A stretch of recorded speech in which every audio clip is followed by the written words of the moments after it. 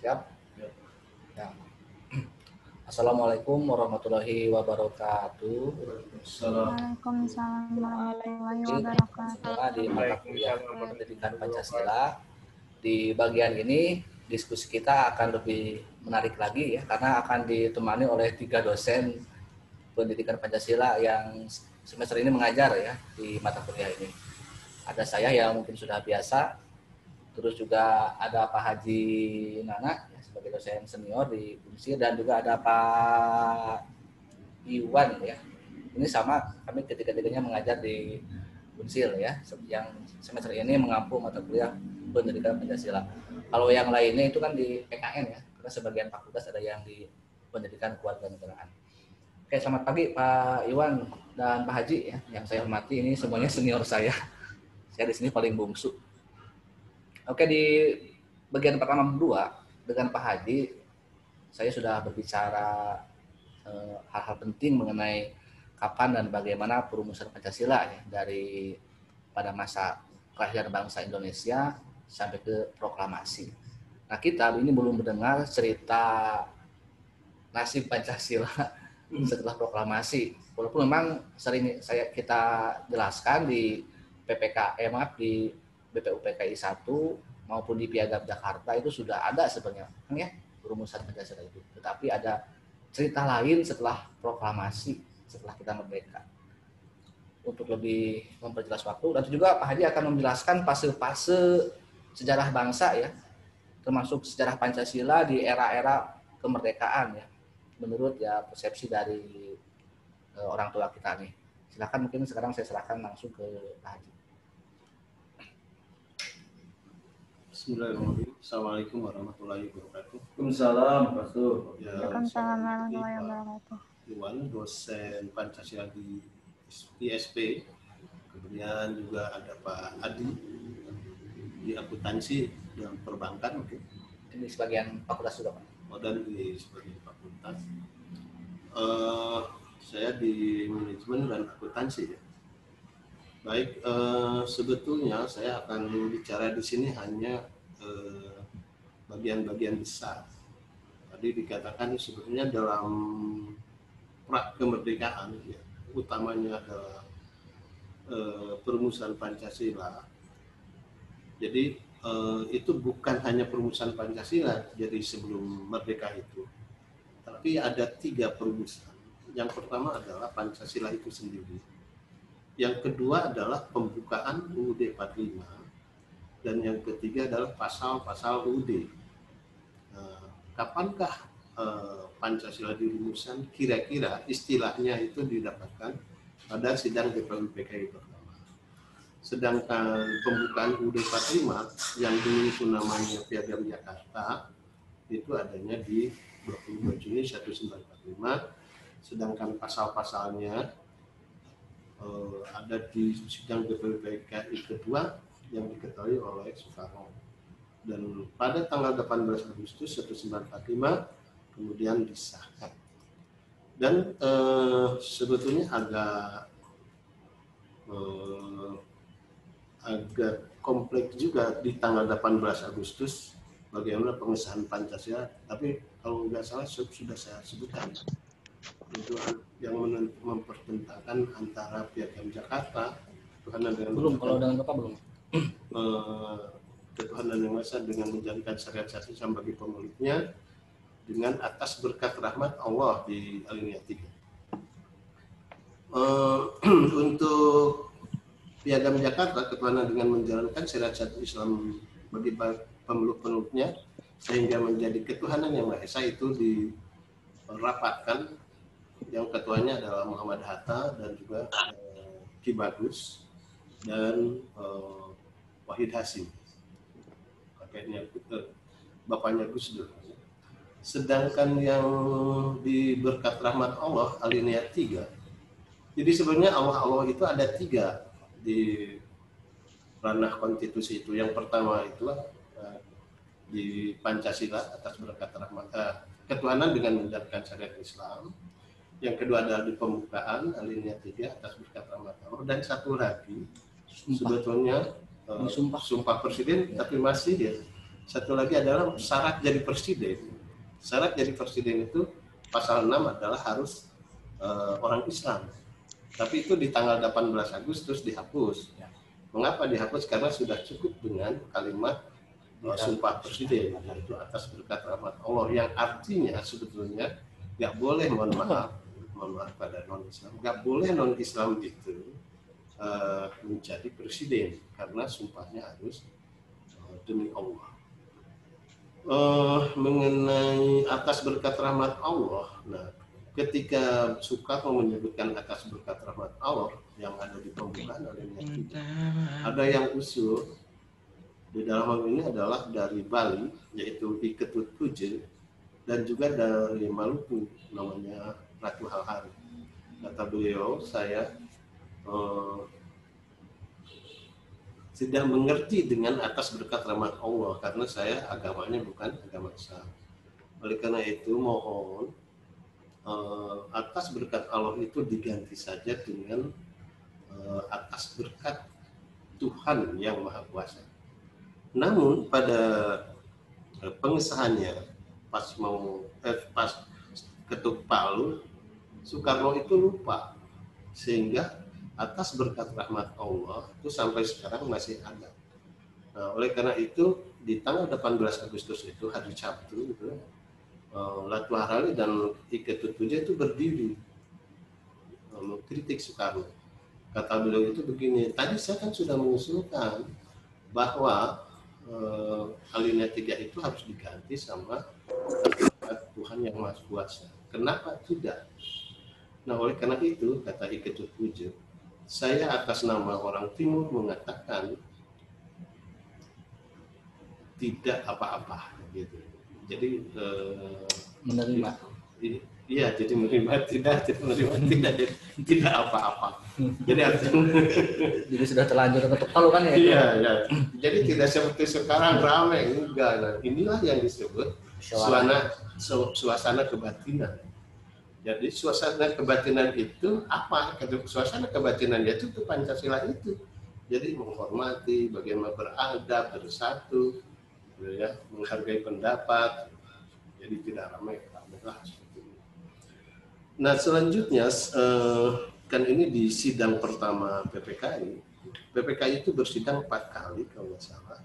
Dan setelah itu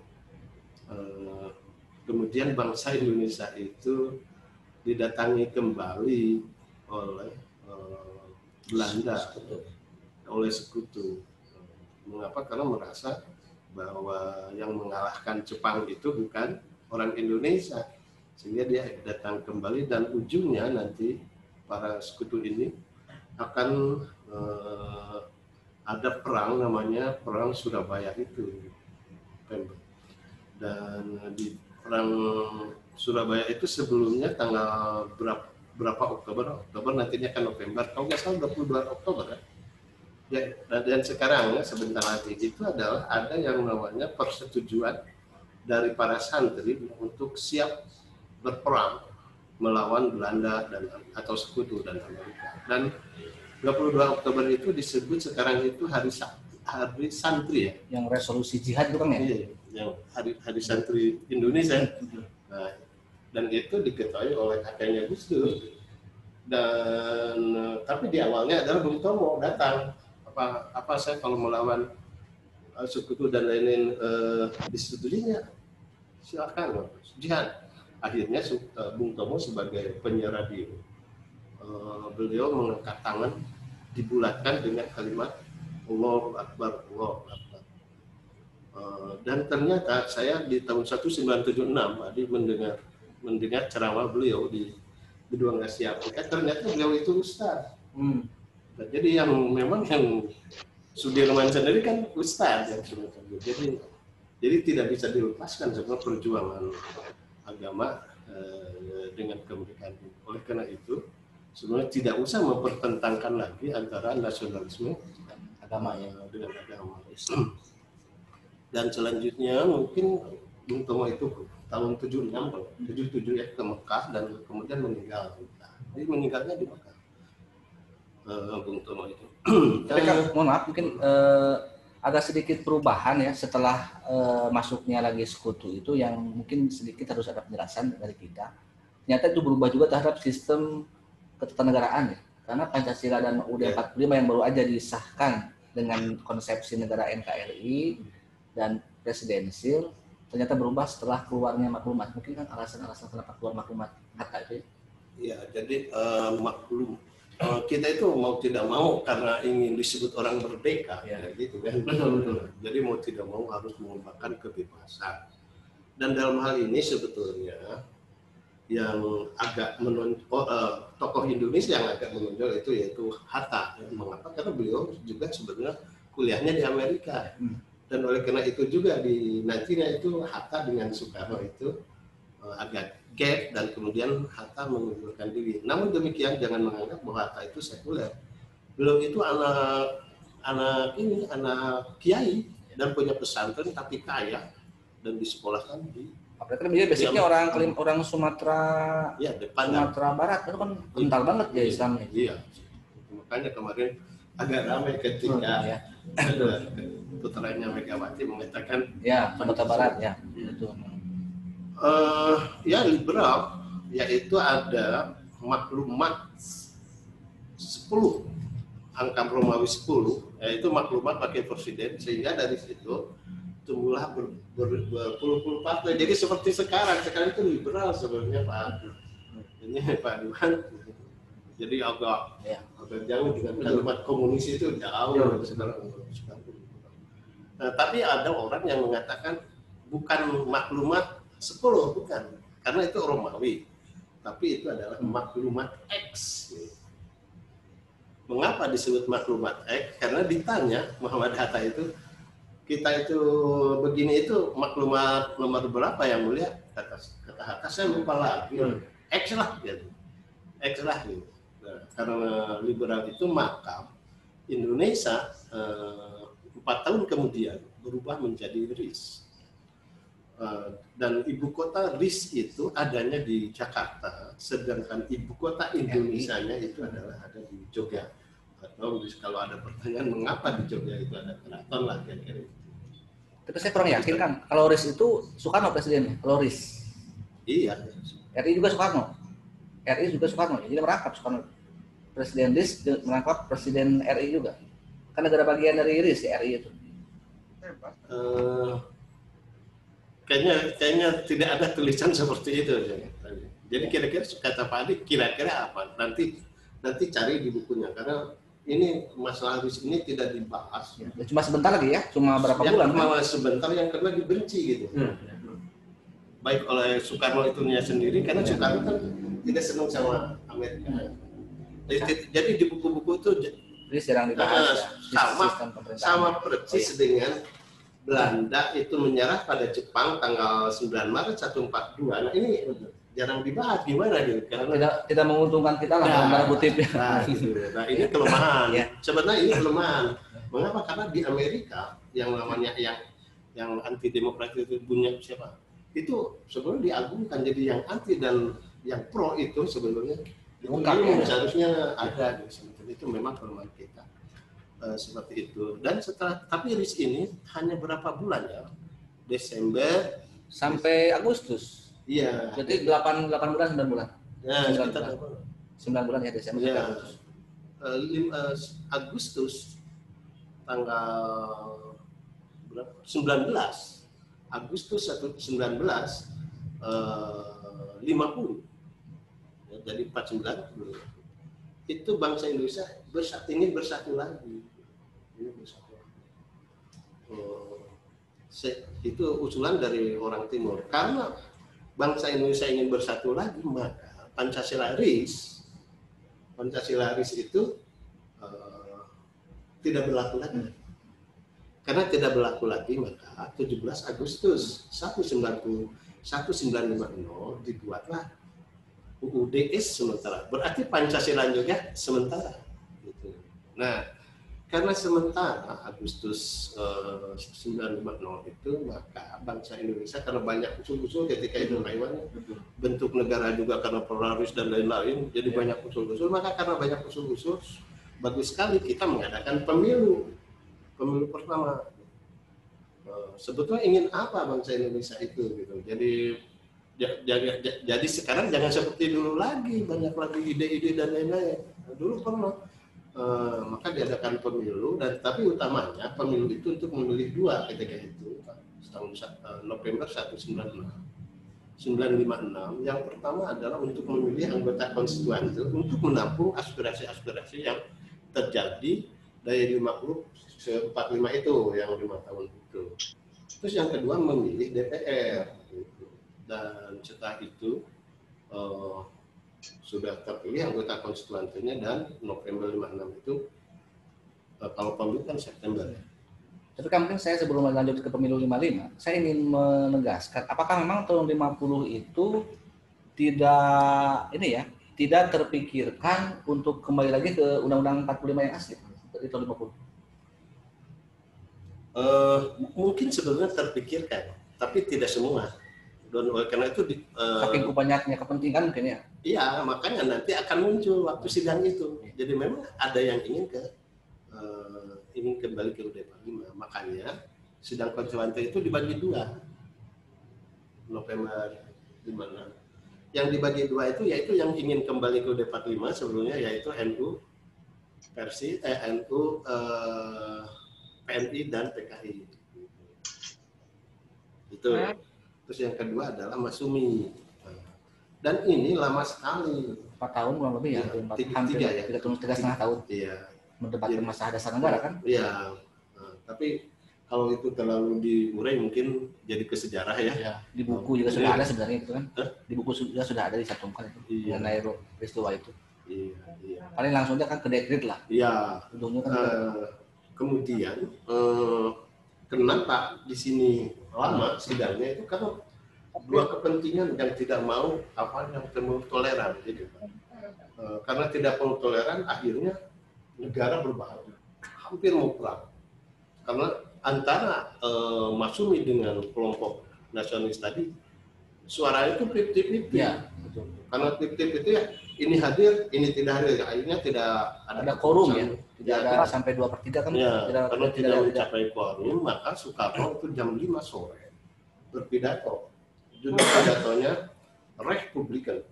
Kalau Anda ingin membuat hukum itu untuk umum, jangan untuk kelompok Anda, untuk kelompok Anda. Nah ini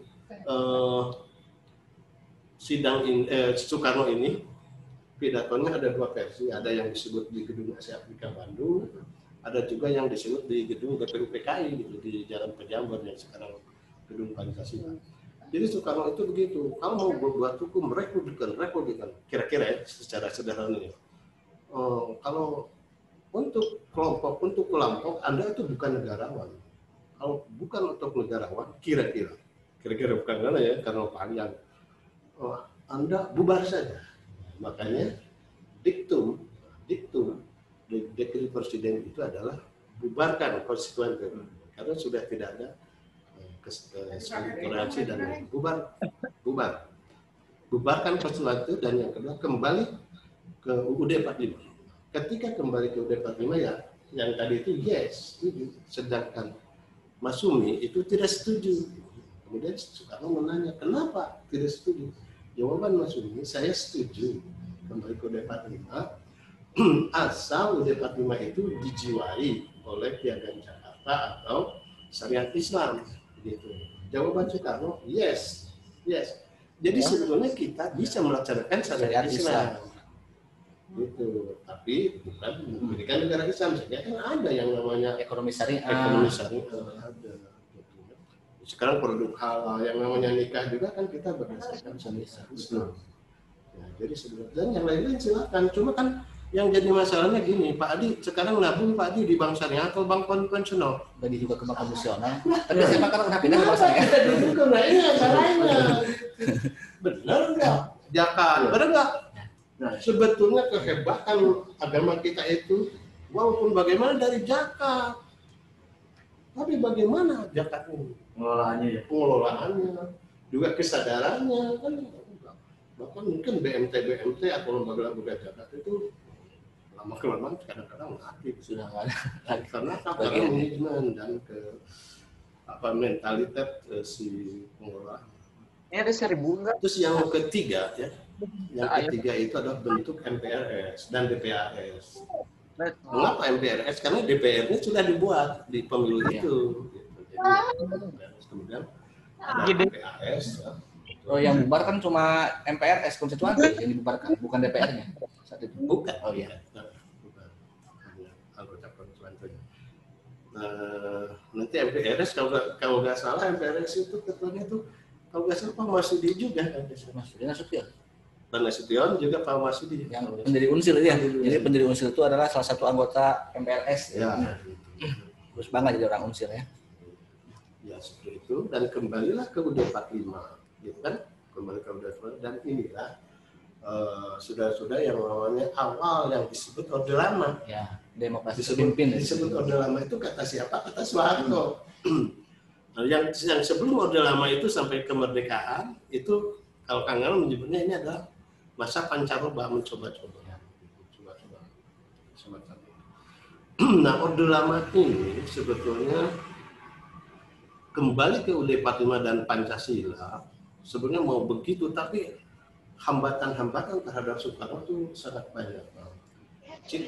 Mungkin kalau ingin tahu tentang benar-benar Orde Lama, kita harus baca bendera di bawah bendera semacam itu. Tapi karena kata saya juga sekarang hanya bagan-bagannya saja. Program-program Soekarno itu diantaranya adalah berdikari, berdiri di atas kaki sendiri. Ini yang paling dan ini memang sebagai bangsa yang merdeka itu harus mandiri. Udah dingin gitu mah. Kemudian juga ada yang disebut USDEK, Undang-Undang Sosial Demokrasi, yang nanti oleh Soeharto dirubah menjadi Demokrasi Pancasila. Nah, itu. Nah, itu program-program Soekarno. Tapi kebanyakannya di buku-buku yang kita baca sebenarnya yang negatif-negatifnya. Betul. Memang sisi nation karakter building kan muncul di Orde Lama sebenarnya. Iya, gitu. Jadi yang kita baca itu yang negatif-negatif. Nah, mengatakan ada usaha Soeharto itu tuh merubah sejarah. Yang diantaranya kan sebetulnya yang pidato di sidang BPUPK itu ada 5, tapi hanya 3. Dan yang paling percis Pancasilanya itu adalah Yamin kan gitu. Ya. Padahal Yamin tidak bicara Pancasila. Jadi ada sedikit perubahan-perubahan sejarah sehingga ada mata pelajaran dulu di SD itu PSBB. Yang negatifnya Soekarno itu kan disebutnya seumur hidup, presiden seumur hidup. Pancasila dijadikan naskah. Ya. Terus juga mercusuar. Padahal kan tapi mohon maaf ya, bukan berarti kita pihak ke Soekarno dan lain-lain ya, kita ada di moral itu. Padahal kan yang namanya mercusuar itu kan masa negara yang sudah merdeka tidak punya masjid kan bangunan ya, infrastruktur ya. Ya, infrastruktur. Di antaranya kan Soekarno itu menaikkan emas 75 kilo ke atas itu. Monas ya. Istiqlal, terus GBK yang sekarang menjadi GBK. Dan TPRI televisi itu. Karena kan itu ASEAN Games ASEAN Games pertama. Ya itu, tapi yang paling ini Soekarno itu juga menjual, katanya menjual padi-padi yaitu untuk membantu ke Kongo. Terus suku Moro yang di Filipina. Sehingga memang karena dulu waktu itu adalah makan itu berapa bulan makan singkong, nggak ada beras, dan itu disebutnya adalah beras-beras dijual untuk negara lain, ya khususnya ketika itu adalah Moro sebetulnya. Sehingga Moro itu kan minoritas Islam kecil di Filipina, sehingga kemarin waktu ada masalah apa gitu, Moro minta bantuan ke kita, padahal ya dia yang salah. Itu kemudian puncak biasanya itu disebutnya penyelewengan. Ya. Puncak penyelewengannya itu adalah G30SP. Ya, itu sudah banyak dibicarakan itu ya, sudah banyak diberitakan lah, itu sudah bagian yang sejarah lah itu. Ya, terserah, ini ada 2 versi ya. Ya betul. Jadi terserah baca. Kita nggak usah, yang penting kan ini Soekarno mulai berakhir ya kekuasaannya, berganti ke Soeharto yang misinya kan itu untuk memurnikan lagi Pancasila, mungkin itu kan Ya. ingin anak-anak kita tekankan. Ya, jadi GTPS PKI dan mungkin karena awal Orde Lama juga ada ingin kembali ke Pancasila dan Budaya 45, maka Soeharto mempunyai slogannya adalah melaksanakan Pancasila secara murni dan konsekuen. Tapi sebetulnya sebelum Orde Baru itu, nah G30 PKI, karena Orde Baru itu diawalinya dari 11 Maret. Soekarno setelah G30 PKI kemudian ada tuntutan dari mahasiswa yang disebut Tritura. Ya. Turunkan harga, bubarkan PKI dan hapus Komite Bikora. Nah, terus tiga, ulangi lagi apa? Bubarkan PKI, turunkan harga dan revisi atau Komite Bikora digantilah kabinet pemerintahan. Nah, kenapa? Karena seperti sekarang inflasi dulu itu uang 600% kan? Iya, 1.000 jadi Rp1. Sama dengan 98 itu, hampir sama. Iya, sekarang juga begitu, nggak ada uang Rp1 bisa beli apa, nggak ada. Tapi kalau di Mekah kan bisa Rp1, bisa $1, bisa di kita nggak ada $1. Jadi inflasinya mungkin tadi Pak Adi 600, sekarang 500. Ada kalau 500 ada ya, cilok kan harganya. Maksudnya 600%. Tingkat. Nah, jadi ketika Tritura itu Soekarno mau memanggil senat mahasiswa di seluruh Indonesia. Itu tempatnya di Jakarta. Tapi nyatanya yang datang itu bukan senat. Jadi seluruh mahasiswa dan juga lapisan masyarakat. Oleh karena itu Soekarno tidak memungkinkan untuk bicara dengan sebanyak itu. Karena tidak memungkinkan, maka Soekarno dibawa oleh pesawat helikopter ke Bogor. Gitu. Nah, nanti di Istana Bogor akan datang yang tiga itu kan, Jenderal Yusuf, Amir Mahmud dan Basuki Rahmat. Dan dari situlah yang namanya 11 Maret. Nah, bagaimana untuk melaksanakan Pancasila secara murni dan konsekuen? Nah, ini Soeharto itu mempunyai dua kekuatan, yaitu yang pertama Pancasila itu sendiri. Yang kedua adalah ABRI, karena dia orang ABRI kan, Angkatan Kadal. Nah, mengapa ABRI diangkat oleh Soeharto? Karena katanya usulan dari Pak Nasir. Jangan sampai ABRI itu sudah keadaan begini baru diikutkan, gitu kan? Oleh karena itu ABRI harus diangkat, yaitu dengan kalimat dui fungsi ABRI. Nah, perlu diketahui juga, dan dui fungsi ABRI itu nantinya akan ada materi kuliah namanya kewiraan. Itu, jadi kewiraan itu dari situ. Nah, nanti kewiraan di tahun 2000 jadi PKN. Gitu. Nah, yang tadi Pancasila itu nanti ada buku yang namanya Pedoman Penghayatan Pancasila P4. Dan nanti dari P4 itu tahun 95 BP7 bekerja sama dengan Dikti. Jadi nanti Dikti juga mengeluarkan buku yang namanya Pendidikan Pancasila dan lain-lain. Di tahun 98 sebetulnya kan dui fungsi ABRI tidak ada.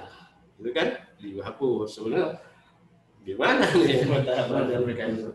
Kemudian juga P4 tidak ada. Bahkan P4 itu sebetulnya Pak Iwan di tahun 96 juga sebelum mau dirame.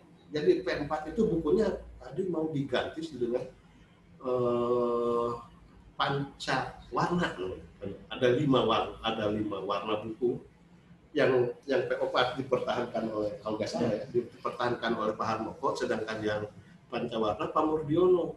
Sehingga sebetulnya walaupun bagaimana Soeharto itu ketika itu sudah berakhir. Dan tahun 97 saya itu di UGM dan dapat berita bahwa Pak Presiden Soeharto kata bakutnya itu sudah tidak mau jadi presiden, tapi ada di bawah-bawahnya ingin asal kepasang ABS itu kan ya. Seperti itu sebetulnya.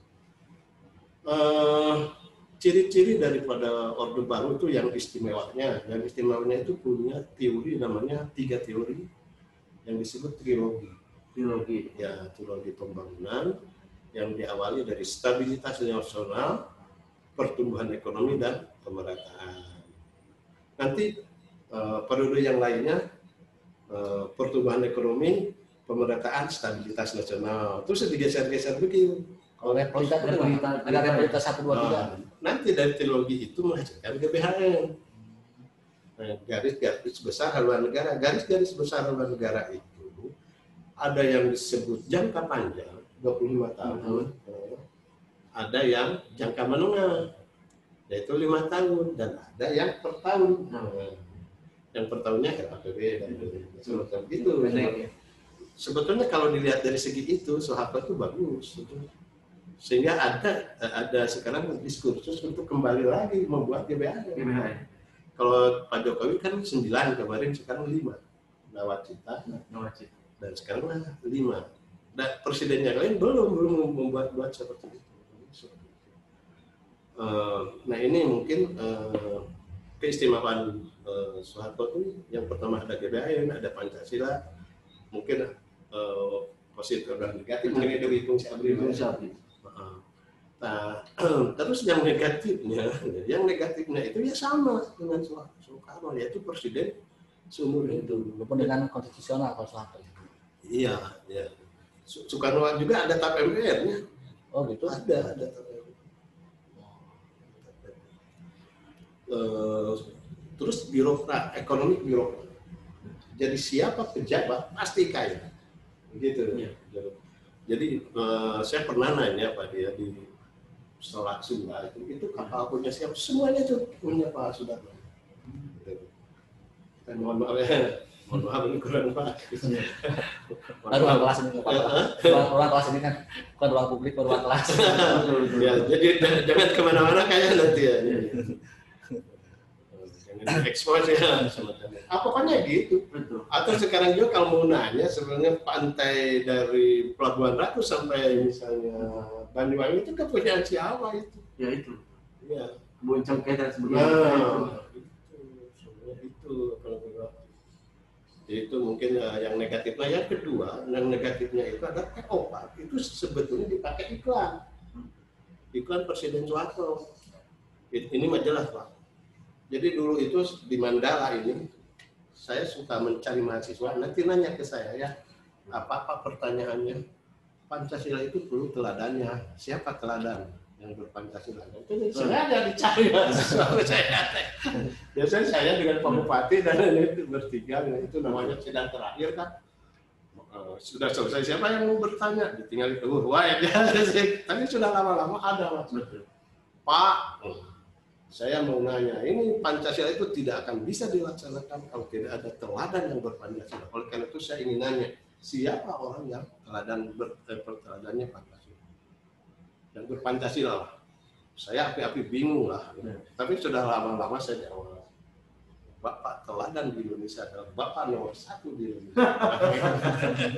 Bapak nomor 1 di Indonesia. Siapa lagi ya? Ya, Presiden Soeharto tepuk tangan semuanya. Biasanya gitu.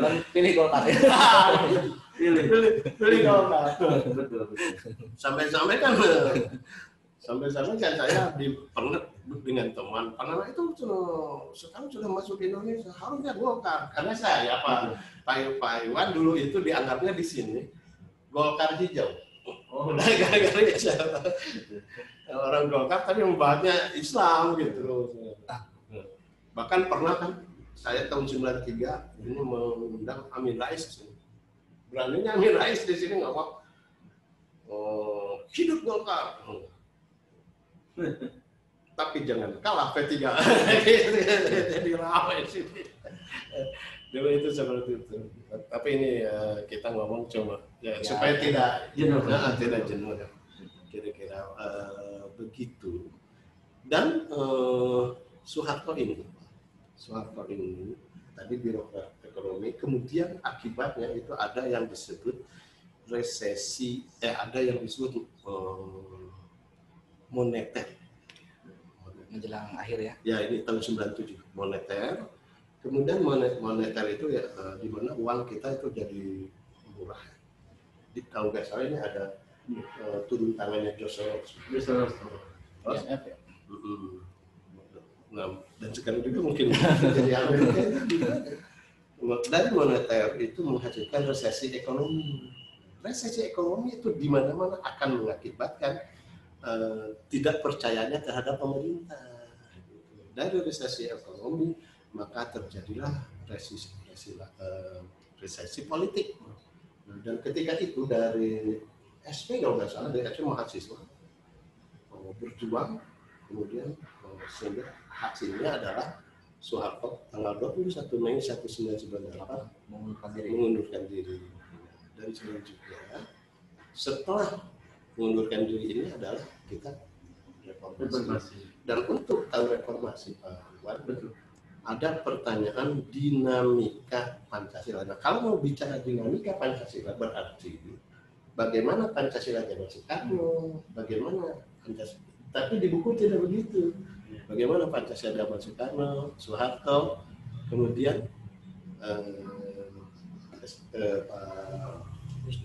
Habibie, terus Megawati, Gus Dur, terus Megawati, terus SBY, dan terus sekarang Pak Jokowi. Pak Jokowi. Sehingga ada BPIP BPIP, itu, ya. begitu. Jadi itu dinamika. harusnya ada ya Pak Ji? Iya. Itu seperti itu kan yang ada dimulainya Pak Habibie itu ya. Tapi kalau di kita ada sampai PP ada kalau di kita di buku kita udah ada. Iya, betul ya, yang buku kita ya. Ya. Tapi tidak diawali dari Soekarno. Soekarno bagaimana? Soeharto juga nggak ada kan ya? Dari Nasakom sih ada sebenarnya, dari itu ada. Iya. Kalau dari Terima makanya kasih. bab 2 itu memang harus benar-benar, makanya kita perlu diskusi ini kan anak-anak tuh biar tahu inti-inti atau yang tersirat yang tak muncul secara tekstual di bab 2 yang kita tulis itu. Makanya kita perlu membuka dengan Betul. Dan saya juga kan tadi sudah bicara, ini saya itu hanya bicara bab, Ya. belum subbabnya, belum materinya. Nanti kita mengisinya. Kita berdiskusi untuk mengisi itu, bahkan kalau mungkin jadi buku kita juga. ya akan ini akan kita kembangkan lagi Betul. hasil. Dan kita Ya. dosennya bermacam-macam. Gitu. Barangkali yang dari saya itu ada Oke, Pak Iwan makanya untuk memperkuat Pak Iwan dari kaum profesional mungkin ada yang mau disampaikan ke kita ke anak-anak kita. Bang, Pak Iwan. Mungkin Pak Iwan. Terima kasih atas kesempatan yang diberikan. Yang saya hormati Bapak Haji Nana, Bapak Adi, juga teman-teman mahasiswa semuanya. Sangat baik sekali tadi apa yang disampaikan oleh Pak Haji Nana sama Pak Adi. Ini yang perlu kita sampaikan, ya Pak, yang bisa sampaikan. Ini juga ada pertanyaan dari teman-teman mahasiswa juga, ya, teman mahasiswa juga. Begini ya pertanyaan dari saya, Pak, mengapa dibahas itu ya pada tiap tahun itu, misalnya pada zaman presiden ini ada yang membahas masalah PKI, Pak Haji, pada saat zaman ini ada yang membahas masalah ini, ternyata kita itu jangan kanan-kanan terus ya, jangan kiri terus, kan ada gerakan DTI, ya, terus ada Westerling, Permesta dan lain sebagainya. Ya ini untuk menambah apa namanya itu berimbang dalam membaca itu, sehingga nanti tidak ada dikotomi atau misalnya ada namanya apa ya, namanya itu kalau kita itu ya Pak Adi, namanya itu kultus. Mengkultuskan suatu, ini ada apa? Apakah ada campur tangan dari luar? Tidak, misalnya ketika zaman Presiden A misalnya ke sini, hubungan bilateralnya ini ke sini, kan seperti itu. Nah, bagaimana pendapat Pak Haji mengenai hal itu? Kan tadi juga Pak Haji menyampaikan bahwa zaman Pak Karno terhadap Amerika itu kan seperti itu. Ini mohon penjelasan dalam ruang lingkup Pancasila untuk Pak Haji. Kode kita tetap Pancasila gitu ya. Pancasila, bukan politik ya gitu ya. Bukan politik ya. Pak. Terima kasih. Sebetulnya pertanyaannya mohon maaf kalau saya kurang mempersepsi. Bagaimana agar kiri dan kanan itu dibahas gitu ya Pak? Betul Pak, kiri kanan. Sebetulnya di zaman Soeharto itu atau di buku P4 itu ada judul bab namanya kewaspadaan nasional. Iya. Jadi kewaspadaan nasional itu di dalamnya yaitu ancaman-ancaman terhadap kita itu ada kiri dan kanan, kiri dan kanan. Namun setelah reformasi ini memang tidak ada yang membahas itu kecuali setelah tahun 98 itu yang ada itu kanan. Betul. Nah, mengapa? Karena dengan adanya kebebasan kita berhubungan dengan luar negeri maka datanglah namanya akidah transnasional. Ya, misalnya ada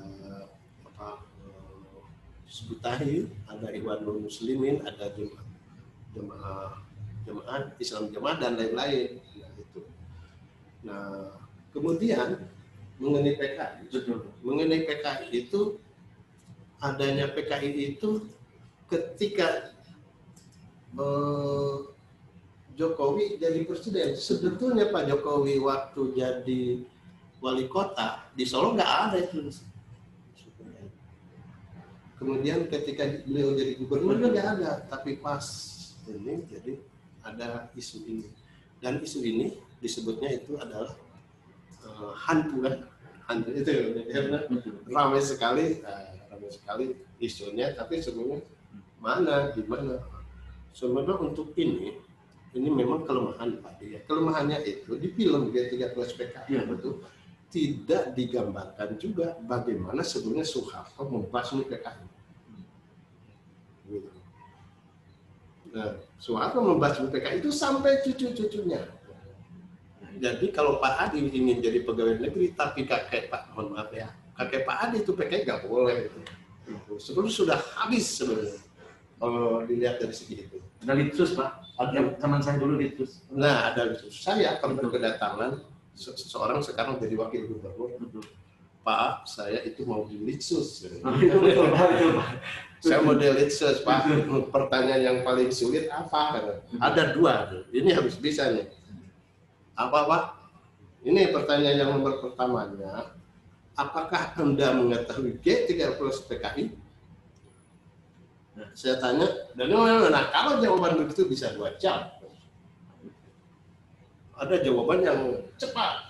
Apa jawaban yang cepatnya? Gini, apakah Anda mengetahui G30 PKI? Jawabannya mengetahui, tapi saya membencinya. Nah, betul. Gitu kan? Terus yang kedua adalah bagaimana kalau Pancasila itu dihilangkan? Jawabannya adalah tidak tahu. Mengapa? Karena saya mati mempertahankan Pancasila. Nah, itu yang saya tahu. Maka mungkin kan untuk berbuat Pak Iwan ya dan Pak Haji, zaman Orba itu bukan hanya PKI, kan yang memang benar-benar dibatasi. Bahkan Ajas Tunggal itu kan juga termasuk ormas Islam kan dibatasi ya. Waktu zaman Orde Baru dengan Ajas Tunggal. Ya, mengenai Ajas Tunggal ya, Undang-Undang Ormas nomor tahun 85 ya, yaitu Ajas Tunggal. Itu sebetulnya gini, mengapa ada Ajas Tunggal itu? Soeharto itu sangat menginginkan kesatuan bahasa, kesatuan pandangan dan kesatuan tindakan. Dulu memang ada yang pro dan kontra ya, utamanya NU dan utamanya itu P3 ya. Kemudian ke sininya itu kan NU dan Muhammadiyah. Ya. Kemudian NU itu menyetujui dan Muhammadiyah juga akhirnya menyetujui ketua PP Muhammadiyah itu anggap aja helm gitu ya. Untuk keamanan jadi bukan apa-apalah. Nah gitu. Dan itu yang Ajas Tunggal itu memang agak sedikit ribut tapi tidak begitu. Dan akhirnya jangan salah Pak Adi, akhirnya si Pak Presiden Soeharto itu memberi tanah kepada ketua PP Muhammadiyah seluas 30 hektar dan sekarang menjadi UMY. Kalau ICMI juga mungkin salah satu. Kalau ICMI begini, ICMI itu tahun 95. Kalau ICMI Pak Habibie ya. Pak Habibie, jadi Pak Habibie itu mau ke sini ke Indonesia asal kata Pak Habibie yang pertama itu adalah dikasih pabrik. Sama. Dan yang kedua ingin mengembangkan agama yang benar. Oleh Presiden Soeharto silakan kalau gitu. Jadi Presiden Soeharto mempersilahkan itu, dan kemudian jangan salah, setiap jam 10 siang katanya Presiden Soeharto itu selalu berbicara, ngobrol dengan Pak Habibie, namanya disebut Ded. Saya tahu ini di gedung BP 71 ngobrol. Nah, akibatnya jangan salah, tahun 92 atau berapa, 93 Soeharto itu ke haji, coba. Jadi namanya jadi Muhammad Soeharto. Ya gitu. Padahal beliau jadi presiden dari 66. Jadi sebetulnya kalau dilihat dari segi itu Pak Adi ya, Presiden Soeharto sudah agak husnul khotimah. Iya betul. Sudah. Atau itu mungkin yang nggak disukai orang Amerika mungkin ya dalam tanda kutip. Ketika Soekarno lebih ke kanan di akhir kekuasaan. Makanya IMF marah. Iya. Soeharto. Oh Soeharto gitu bisa jadi kan ya? Oh iya. Sudah mendekat ke kanan dan Amerika marah gitu. Iya. Dan itu kemudian ISMI membuat BMI. Indonesia. Itu. Kalau itu dengan ini tidak ada masalah. Tidak ada masalah dengan Ajas juga tidak ada masalah. Siapa tahu beliau cuma ormas yang lebih ini ya. Yang ormas yang memang dulunya bukan Ajasnya bukan itu, yaitu NU Muhammadiyah. Kan mereka sudah punya aja. Karena kan sebelum merdeka mereka sudah berdiri kan. Oh iya. NU Muhammadiyah termasuk basis kawan ya. Yang udah di pergerakan nasional. Mereka sudah punya Ajas gitu. Kalau yang belum ya gitu. Aduh, teman-teman semua ini masih kangen sebenarnya. Gimana Pak Iwan? Masih kangen. Tapi kita masih banyak waktu ya. Siap. Saya, Pak Iwan, Pak Haji Nana ini kita akan terus berdiskusi untuk membahas part-part berikutnya ya, bab berikutnya. Jadi kalau sejarah yang sering saya katakan ini tidak cukup dengan 2 pertemuan ini.